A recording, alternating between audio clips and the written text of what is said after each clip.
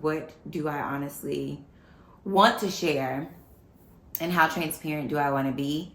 I feel like I can be honest. So I just found out that my husband is— You take the man out of the. And when I'm back in Chicago, I feel it. Another version of me. I was in it. welcome back to another episode of Healing in Real Time, featuring Zoe, apparently. So today I want to talk about focus. I want to talk about a lot of things. My mind is like moving a million miles a minute because I have these cameras on and I'm like, what do I honestly want to share, and how transparent do I want to be? I feel like I can be honest. So I just found out that my husband is officially a match to be my donor. And woo, okay, saying it out loud is humbling. But first, let's talk about how I actually found out. Get it out loud. Once upon a life, a lovely thing happened. I found you. I wanted to let you know how grateful I am to have you in my life. Our journey has been one of ups and downs, but I wouldn't trade it for the world, because I found my person. I am so proud of the woman you've become since I found you. Known you. You are more than enough. Don't make me cry, man. No matter how you see yourself, you are a beam of light and hope everywhere you go. Inspire people along the way, including me. There's more of that. I promise you that no matter what you go through in life, I'll always be there. In this case, literally more ways than one.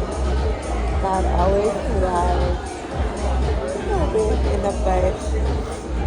I guess I happen to be the ram.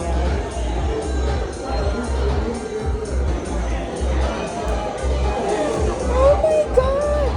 Oh my God!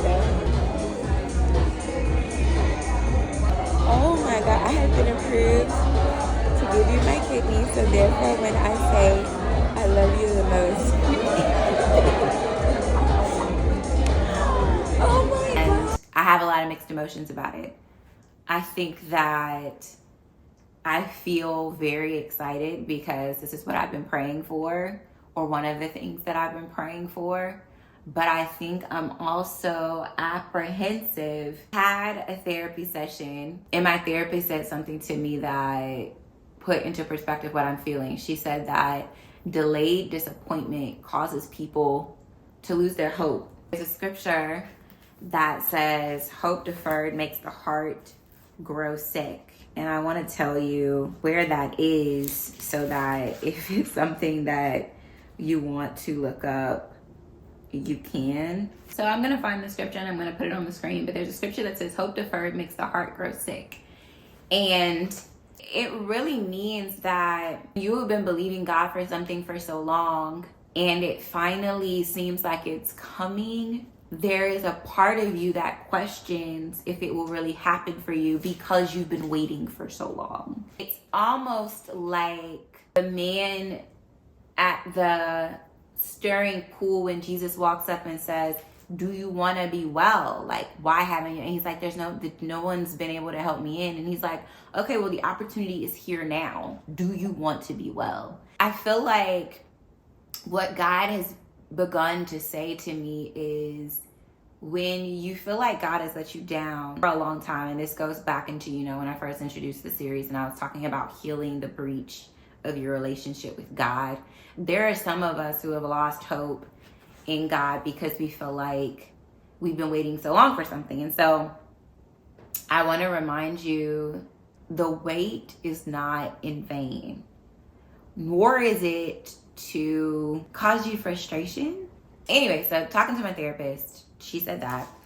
And one of the things that came out of that conversation was this area of getting back to hoping. And so I was having a conversation with God. But one of the things that came up for me was this idea that when you are in a space of healing or on a healing journey, or even just in this space of rebuilding your relationship with God, it's very important what you focus on.